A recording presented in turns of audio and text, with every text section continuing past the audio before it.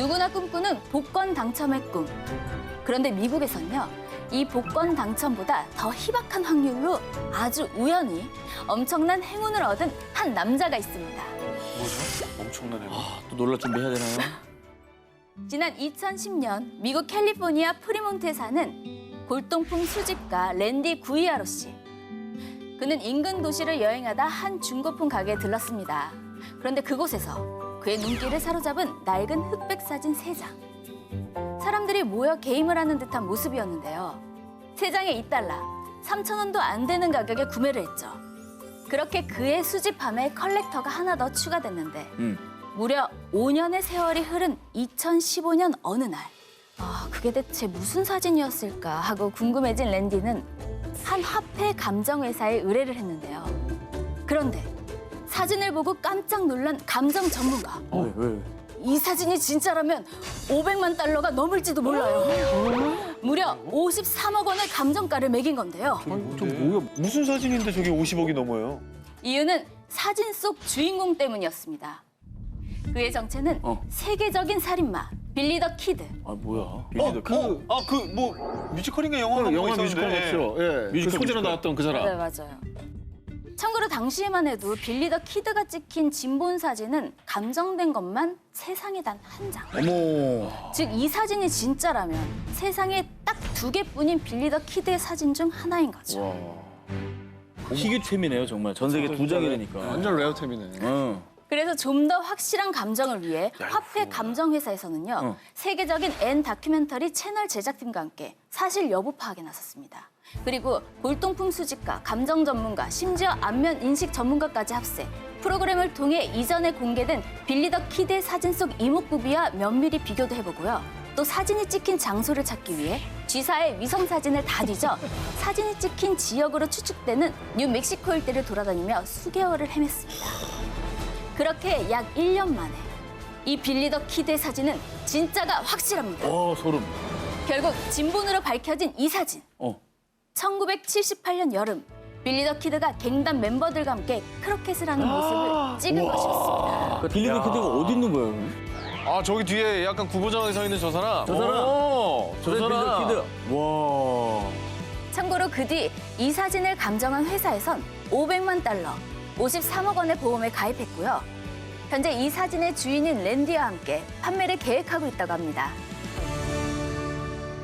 지난 2018년 4월 미국에선 미국판 살인의 추억이라 불린 희대의 살인마 정체가 드러났습니다. 뭐지 이거는? 얼마 전에 뉴스에 나왔었잖아요.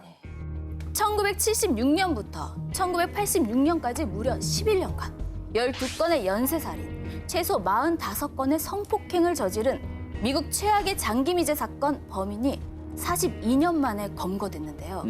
그의 정체가 밝혀지자 미 전역은 큰 충격에 빠지고 말았습니다. 그 이유는 그가 바로 전직 경찰이었기 때문입니다. 캘리포니아주 엑세터와 5번 경찰서에서 근무한 조지프 제임스 드엔젤로 경찰. 아니 대체 왜 그런 거예요? 전직 경찰이 왜 그런 거예요? 사실 재직 당시에도 그렇게 성실한 경찰은 아니었다고 하더라고요. 네. 경력 7년 차던 1979년에 절도 혐의로 파면된 그. 그때부터 속에 내재돼 있던 악한 본성이 폭발하기 시작했습니다. 캘리포니아의 별칭을 따 골든 스테이트 킬러로 불리던 그는 성폭행과 살인을 서슴지 않았는데요. 하지만 그는 전직 형사였던 만큼 아주 주도 면밀하게 현장에서 지문 하나 남기지 않고 수십 년간 경찰들의 수사를 따돌렸는데요. 그래서 인근 주민들은 자물쇠란 자물쇠를 모두 사서 단속을 삼엄하게 했고요. 총기도 무려 6,000개 이상 팔렸을 정도였다고 합니다. 그러니까. 그런데 40여 년간 미궁에 빠졌던 이 미제 사건은 지난 2016년 6월 FBI의 재수사 결정으로 다시 활기를 띠었고요. 과거 살인 사건에서 검출된 범인의 DNA를 통해 결국 그의 덜미를 잡을 수 있었던 겁니다. 그런데 그를 잡았을 때 정말 소름 끼쳤던 것은요. 어느덧 70대 노인이 된 그는 이웃집의 인자한 할아버지의 모습으로 평범한 노후를 보내고 있었다는 겁니다. 그래서 미 전역에선 전직 경찰이 살인마였다니 정말 믿을 수가 없다. 이젠 옆집 할아버지도 못 믿겠다며 크게 분노했습니다. 극악무도한 범죄를 저지른 범인의 믿을 수 없는 정체. 하지만 그의 여생에서 더 이상의 평범함은 없을 겁니다. 1년 2월 27일 미국 캔자스주. 똑똑. 자기야, 밑으로 밥 나왔어. 근데 언제 나올 거야? 한 내일쯤 나갈게. 35세 여성 팸 베브콕은요. 2년 동안 화장실에서 그것도 변기에 앉아서 생활하고 있었습니다. 뭔데 왜 거기 살아요? 이 황당한 사건의 시작은 2006년. 평소처럼 알콩달콩 시간을 보내고 있던 두 사람. 그런데 나 잠깐 화장실 좀. 무슨 일인지 여자친구 팸은 화장실에서 통 나올 생각을 안 했습니다. 몇 시간, 아니 며칠이 지나도 말이죠. 어떻게라도 좀 데리고 나와야 되는 거 아닙니까? 계속 거기에 뭐 음식 주고 그런 것보다. 뭐 비단 화장실이 아니라 어떤 방에만 2년 동안 있다고 해도 그래도 그게 못 힘들죠. 견딜 상황인데 2년이나 지나고서야 사태의 심각성을 느낀 남자친구 코리는 신고를 했습니다. 참 둔하시네요. 한 1년 있다 나올 줄 알았는데 2년씩은 좀 너무 심한 거 아닌가. 갑자기 어느 날 무슨 계기로 심각성을 느꼈는지 그게 더 궁금한데요. 출동한 경찰들은 정말 경악을 금치 못했습니다. 이럴 수가! 이 변기랑 몸이 붙어버렸잖아! 변기와 한몸 생활 2년 만에 엄청난 욕창이 생겨 피부가 변기에 쩍 달라붙었습니다. 결국 변기를 드러냈고요. 살점을 분리하기 위한 수술까지 했다고 합니다. 어우, 아파. 근데 왜 그랬을까요? 왜 거기? 처음으로 인간적인 반응이 나왔는데 왜 그랬을까요? 진짜 궁금한 거 처음 봤어요. 네, 오늘 처음으로. 처음으로 궁금해요. 네. 경찰 조사에 따르면 여자친구 팸은 어렸을 때 부모님에게 받은 학대로 외출을 두려워하는 일종의 공포증이 있었다고 합니다. 근데 그게 남자친구 화장실에서 갑자기 공포증에 휩싸여서 그랬던 게 아닐까 하고 추측만 할 뿐입니다. 한편 남자친구 코리는 난 뭐 여자친구의 선택을 존중했을 뿐이에요 라고 말해서 주변 사람들을 당혹해 했다고 합니다. 올해 4월 19일 하와이의 한 평화로운 휴양지 카우아이 섬에서 20살 청년 딜런 맥윌리엄스는 보디보드를 즐기고 있었습니다. 그런데 그때 무려 2m 길이의 뱀상어의 공격을 받은 딜런은 오른쪽 종아리를 콱 물려서 피를 철철 흘리면서도 꼭 살아야겠다는 의지 하나로 간신히 헤엄쳐 나왔습니다. 아유 어떡해. 어머머, 크게 다쳤네 진짜. 겨우 목숨을 구한 딜런. 그리고 다행히도 뱀상어에게 물린 종아리는 봉합수술 끝에 절단을 면할 수 있었습니다. 다행이다. 그런데 딜런이 이렇게 죽음의 문턱에서 살아 돌아온 것은 이번이 처음이 아니었습니다. 3년 전 미국 유타주에서 하이킹을 즐기던 딜런. 뭔가 다리를 날카롭게 깨문 듯한 느낌을 받게 됩니다. 그것의 정체는 단 2에서 3mg의 독만으로도 성인 남성을 사망에 이르게 할 수 있다는 방울뱀이었습니다. 아유 어디 다니면 안 되겠다 저분은. 아유. 하지만 이때도요, 정말 운 좋게 곧바로 병원에 이송됐고요. 목숨을 건질 수 있었습니다. 그런데 말입니다. 정말 믿기 어려우시겠지만 딜런과 독한 맹수들의 악연은 거기서 끝이 아니었습니다. 2017년 7월 어느 날 미국 콜로라도주로 캠핑을 떠난 딜런. 캠핑을 또 갔어요. 캠핑을 가. 내가 딜런이면 캠핑에 캠짜도 그냥 실내 테마파크 이런 데 나가지. 아 정말. 텐트에서 자다가 갑자기 목덜미가 잘려나가는 듯한 아픔에 눈을 떴습니다. 뭔가에 목덜미가 콱 물린 것이었는데요. 약 136kg의 육중한 흑곰이었습니다. 아니 뭐 맛있는 냄새가 나나? 왜 이렇게 물어? 흑곰에게 물린 채 질질 끌려가던 딜런은 와, 이번에는 진짜 죽을 수도 있겠다라는 생각을 합니다. 그래서 그때 필사적으로 택한 방법이 이겁니다. 손가락으로 콱 찌른 거죠. 눈을! 흑곰의 눈을! 아니 눈이 멀 텐데 커서 얼굴이. 그럼 이렇게 찔렀나 보죠. 이게 안 될 텐데. 흑곰이 고통에 몸부림치는 그 틈을 타서 이번에도 겨우 도망칠 수 있었다고 합니다.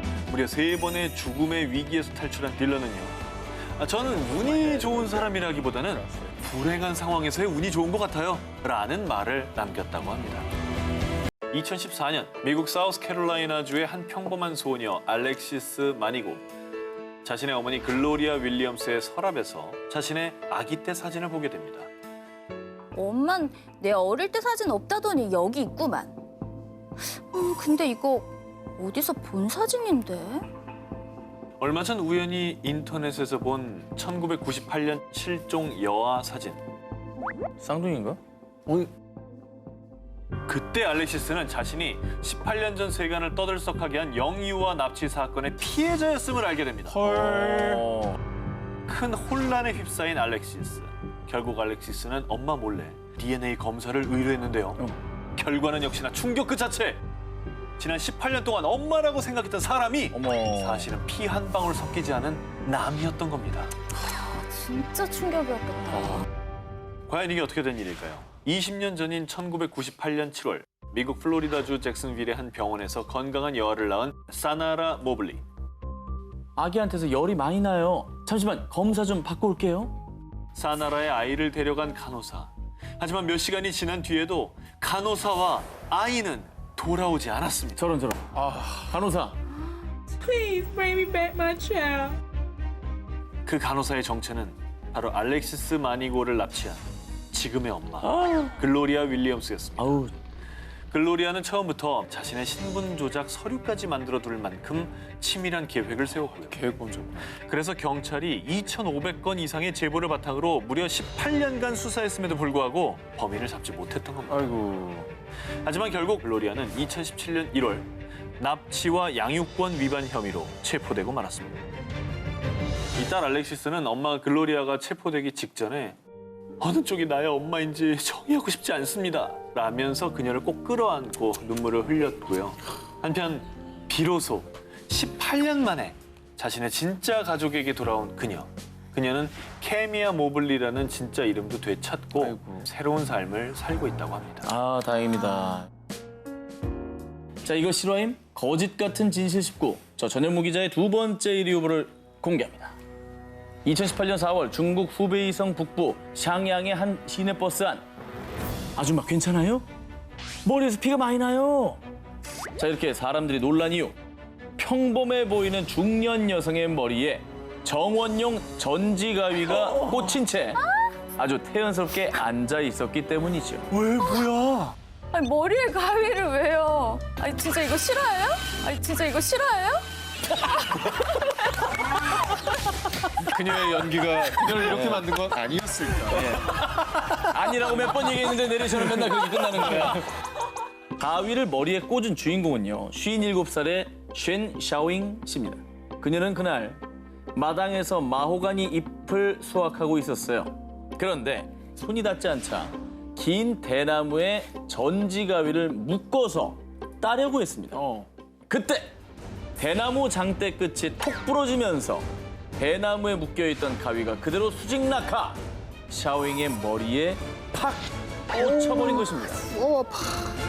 그런데 더 황당한 건 샤오잉은 심각한 통증을 느끼지 않았다고 합니다. 아, 그게 가능해요? 그래서 일단 가족을 불렀는데요. 안타깝게도 아무도 없었습니다. 택시도 잡히지 않자 그때 바로 온 버스를 타고 병원으로 향했던 겁니다. 그렇게 무려 1시간이나 걸려 병원에 도착. 아이고. 환자분 괜찮아요? 아니 왜 누우세요. 간호사 빨리 와 빨리. 당시 그녀의 머리엔 거의 4cm에 가까운 가윗날이 박힌 상태였습니다. 두 번에 걸친 수술 끝에 성공적으로 가위를 제거한 샤오잉. 아무도 믿지 않겠지만 저는 두 번 산 거나 마찬가지예요. 라며 그녀는 끝까지 태어냈다고 합니다. 대박. 1960년 영국 런던 북부 배드퍼드셔에 사는 9살 소년 크리스 로빈슨. 심장 수술을 마친 크리스에게 언젠가부터 하나 둘 이상한 일들이 생기기 시작했습니다. 임사 체험에 유체 이탈을 겪기까지. 심지어는 꿈에서 미래가 보이기 시작했습니다. 예지몽 같은 거예요? 이 사람의 예지력은 40즈음에 급상승합니다. 1993년 어느 날엔 하늘을 가르던 두 대의 제트기가 크게 충돌하는 아주 불길한 꿈을 꾸게 되는데요. 그래서 그는 에어쇼의 주최자에게 전화를 걸었습니다. 당장 중단하세요. 분명 사고가 날 거라고요. 제가 꿈에서 봤어요. 단순히 장난 전화로 생각한 에어쇼 관계자는 대수롭지 않게 전화를 끊었는데요. 그런데 몇 주 뒤 영국 페어포드 공군기지에서 열린 에어쇼에서 실제로 두 대의 제트기가 충돌하는 사건이 일어난 겁니다. 게다가 4년 뒤인 1997년 8월엔 고 다이애나 왕세자 빈의 사망까지 예언하자 크리스는 자신의 능력에 더 큰 두려움을 느끼게 됐습니다. 이상하다. 결국 고민 끝에 초능력자들의 실체를 벗겨낸다는 애리조나 주립대학교 심리학 교수 게리 슈왈츠 박사에게 제 초능력을 테스트받고 싶습니다. 라는 메일을 보냈습니다. 그 뒤 게리 슈왈츠 박사는 크리스와 함께 약 열흘간 호텔에서 투숙하며 그의 예언 능력을 검증했는데요. 모든 테스트를 완벽하게 통과한 크리스. 그런데 크리스의 표정은 어딘가 불안해 보였습니다. 크리스 씨, 무슨 일입니까? 안 좋은 꿈이라도 꾼 거예요? 한참 초조해하던 크리스가 고민 끝에 내민 한 장의 그림. 아, 911? 트윈타워. 어떡해. 아, 말도 안 돼. 저거를 미리 그렸다고, 저거를? 미리 그린 거죠. 에이. 지금 무섭죠? 2001년 무려 3,000명에 가까운 사상자를 낳은 9.11 테러. 그러니까 이 사건을 1년 전에 예견했던 겁니다. 소름 돋아, 소름 돋아. 야. 그냥 말로 한 게 아니라 적어놓은 걸 보니까 확 믿어지네. 아니, 빌딩을 2개 그려놨잖아. 그래서요, 미 중앙정보국 CIA에서 대형 범죄를 예견하고 범인을 색출하는 직책을 맡기도 했고요. 또 자신이 예언하는 모든 내용을 SNS와 홈페이지에도 게재합니다. 좋은 일이죠. 전 세계인들에게 21세기의 노스트라다무스로 통하며 지금 이 시각에도 지구 곳곳에서 벌어지는 크고 작은 일들을 예언하고 있다고 합니다. 뇌성마비 환자가 하루아침에 걷게 됐다면 믿으시겠습니까? 2001년 대구의 한 대학병원.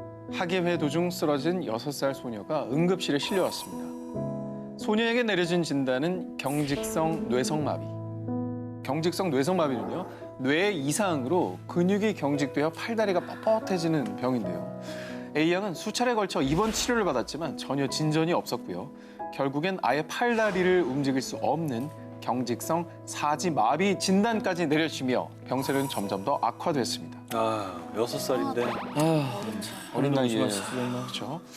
자, 그런데 이상하게도 A양의 마비 증세는 아침에는 괜찮다가 저녁이 되면 다시 심해졌는데요. 아빠는 그런 딸의 증상을 보며 어쩌면 뇌성 마비가 아닐 수도 있겠다라는 생각을 했고요. 치료를 위해 중국 그리고 미국까지 오고 갔습니다. 그러나 별 차도 없이 보낸 시간만 무려 10년. 그러면서 치료비에만 무려 4, 5억 원가량이 들었는데요. 하지만 결국 딸 A양은 장애 1급 판정을 받고 누워만 지낼 수밖에 없었습니다. 그런데 11년 뒤인 2012년 어쩌면 뇌성마비가 아닐 수도 있을 것 같아요. 서울에 있는 병원에 한번 가보시는 게. 이런 한 물리치료 선생님의 황당한 소견. 지푸라기라도 잡는 심정으로 즉시 서울에 있는 모 대학병원을 찾은 부녀. 그런데 A양의 MRI를 본 의사는 무척 의아해했습니다. 아니, 10년이나 누워 있었다고요? 그럴 리가 없을 텐데. 우선 약 처방해 드릴게요. 차도가 있는지 한번 봅시다. 무슨 말이야, 이게. 하지만 이런 의사의 말을 수없이 들은 부녀. 그래도 마지막으로 해보자는 생각으로 약을 복용한 A양. 그런데 말입니다. 아빠, 나 지금 걷는 거 맞죠? 이게 어떻게 된 거예요? 10년간 뇌성마비인 줄 알았던 딸은 알고 보니 세가와병이라는 희귀병에 걸린 거였습니다. 1971년도에 일본인 세가와 의사가 발견한 세가와병은 근육 수축으로 몸이 고통스럽게 꼬이는 증상을 갖고 있는데요. 어떻게. 그러니까 이걸 몰랐던 의사가 뇌성마비라는 진단을 내린 거죠. 병원의 오진으로 이 긴 시간 뼈아픈 세월을 보낸 가족들. 어머. 하지만 A양과 가족의 잃어버린 10년은 그 어떤 걸로도 보상되지 않겠죠. 부디 이런 실화는 다신 일어나지 않길 바랍니다.